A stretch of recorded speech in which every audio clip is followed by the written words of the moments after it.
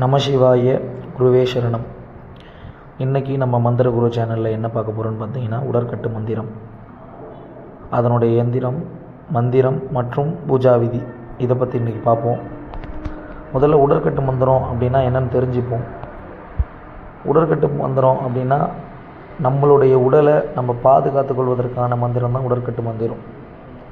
அதாவது நம்முடைய உடலை பாதுகாத்துக் கொள்வதற்கு எந்தெந்த சூழ்நிலை நமக்கு பிரச்சனை வருமோ அந்தந்த சூழ்நிலையிலிருந்து நம்மளை பாதுகாத்துக் கொள்வதற்கான ஒரு மந்திரம் தான் உடற்கட்டு மந்திரம். ஃபார் எக்ஸாம்பிள் என்ன சொல்ல வரேன்னா, விபத்துகளாக இருக்கட்டும், இல்லை யாருன்னா செய்யக்கூடிய மாந்திரிக பிரச்சனைகளாக இருக்கட்டும், செய்வினை, ஏவல், பில்லி, சூன்யம், பேய், பிசாசு போன்ற மாந்திரிக செயல்களாக இருக்கட்டும், இவை அனைத்திலும் இருந்து நம்மை பாதுகாத்துக் கொள்வதற்கான மந்திரம் தான் உடற்கட்டு மந்திரம்.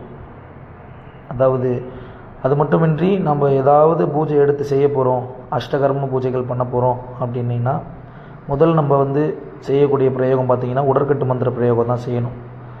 ஏன்னா நம்ம அடுத்தவங்களுக்கு பூஜை பண்ணுறோம் அப்படின்றப்ப நம்மளுடைய உடலை நம்ம முதல் பாதுகாத்து கொள்ளணும். அதற்காக நம்மளுடைய உடலை நம்ம பாதுகாத்து கொள்வது மிகவும் முக்கியமான ஒரு விஷயம். இப்போது அதனுடைய மந்திரம் மற்றும் எந்திரம், பூஜா விதிகளை பற்றி பார்ப்போம். முதல் மந்திரம் என்னன்னு பார்த்தீங்கன்னா, ஓம் குரு வாழ்க, எந்த ஆசாரி வாழ்க, எவ்வேளை மறந்தாலும் குருவேலை மறவேன், குருவும் குலையும் கொண்டேன், சிரசில் அகோர வீரபத்திரன் கட்டு, உத்திர மாடன் கட்டு, பிறன் கட்டு, வங்கட்டு, வைரவன் கட்டாய் நிற்கவே ஸ்வாக.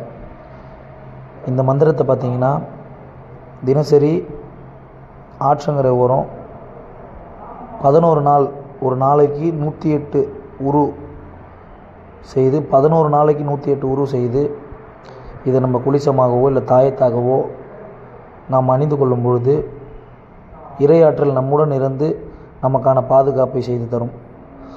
மிகவும் அற்புதமான உடற்கட்டு மந்திரம். அனைவரும் இதனை பயன்படுத்தி பயன்பெறுமாறு கேட்டுக்கொள்கிறேன். ஓம் நம சிவாய குருவே சரணம்.